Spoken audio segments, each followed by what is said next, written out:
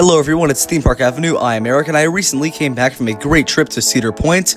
I did Fast Lane and Fast Lane Plus for many roller coasters, and for all the ones that have it, I'm going to rank their Fast Lane and how good it is today.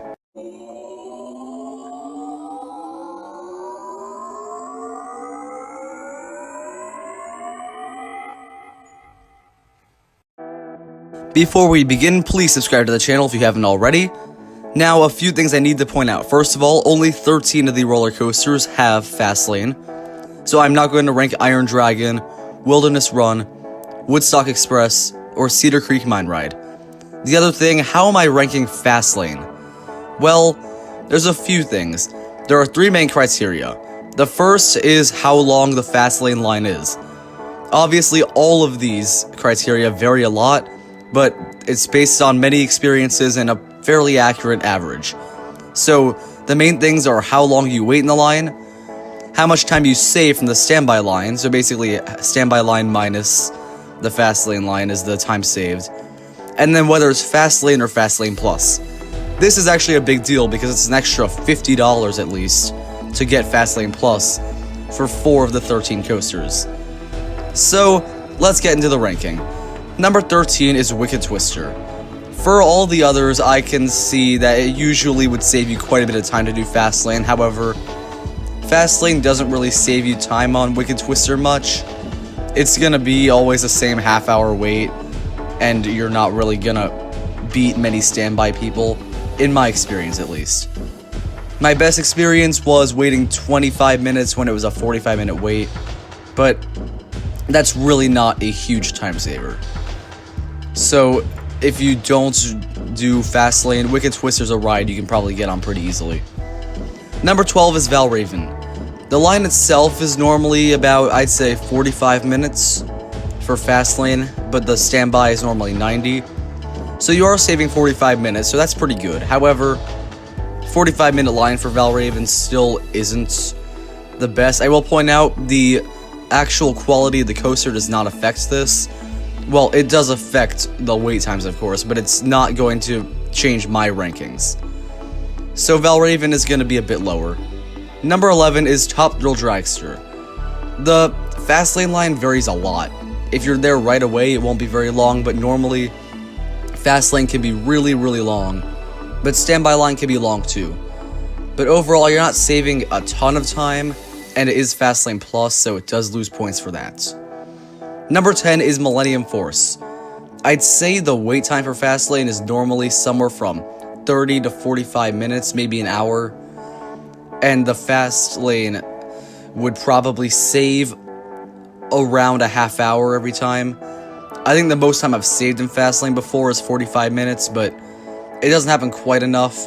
That said, the line normally moves pretty quickly on Millennium Force, and that's why it's a bit higher than others. The plus thing does move it down, though. Number 9 is Steel Vengeance. It is Fast Lane Plus, which is already a negative, but you save so much time. Because Steel Vengeance can typically have a 2.5 hour line, and you'll be waiting probably a half hour, 45 minutes, maybe an hour in the Fast Lane Plus line. So if you were to wait less time, this would be higher. But you do save a lot of time, which is also an important criteria. Number 8 is Rougarou.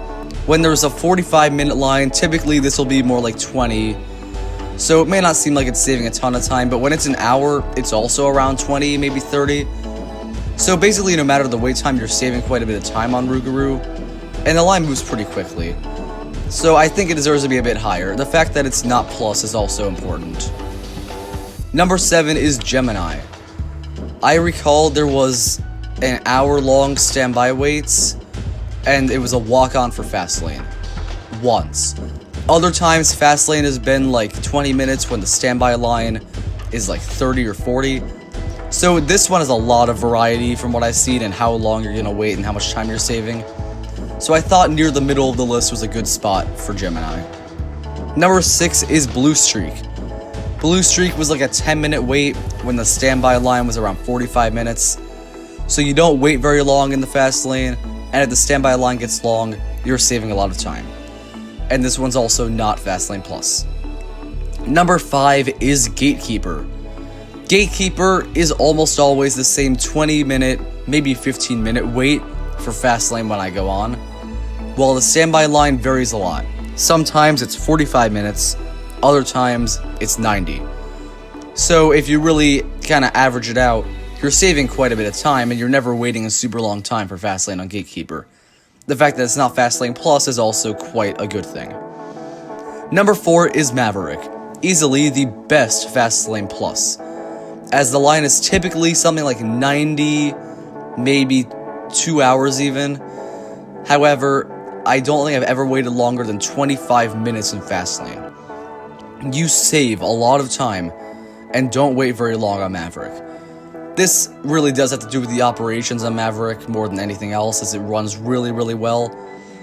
So Maverick, despite being Plus, has such a good wait time and is so much of a time saver that it one-ups Gatekeeper. Alright, now for the top 3. The top 3 are amazing. Number 3 is Magnum XL 200. I do recall once that Fastlane had literally no line when there was like a 5-minute wait for Magnum's standby. That said, there are other really amazing experiences I've had. For example, an hour and a half line, it was 5 minutes to get on Magnum. So it can be a huge time saver. There is some variety in it where sometimes the line for standby normal is really short, but that can be the case for most of these. So that's why I decided it still deserved a really high ranking. Number 2 is Raptor. I almost always save 45 minutes on the ride. It's not Fastlane Plus, which is important. However, the key thing with this one is on my last trip to Cedar Point, when there was a 45-minute wait for non-Fastlane, it was literally a walk-on for the Fastlane people. You got right on. And this happened throughout the entire day. That really boosted Raptor for me. That said, number 1 is Corkscrew. Obviously, there are reasons people don't want to use their Fastlane on Corkscrew, but on my last trip, there was a 2-hour wait, and we waited 5 minutes to get on Corkscrew. That is without a doubt one of the biggest time savers, and one of the shortest wait times. It's also not Plus. There's obviously a reason you wouldn't want to go on Corkscrew, but I will point out, if you can only get on one ride and you're using Fastlane, which probably won't happen anyway, this might be the only one you get on. That said, most of these are really great, and I think Fastlane is a really great system to help save time. It obviously costs more money, but I think it's a worthy investment if you want to get on all the rides, especially if this is your first trip to Cedar Point. And that's my ranking. Thank you for watching. I know it was a really weird ranking idea, but I just kind of wanted to talk about my Fastlane experiences. But overall, that's where all of them fall. Most of them are still really great. Subscribe to the channel. I'll see you next time.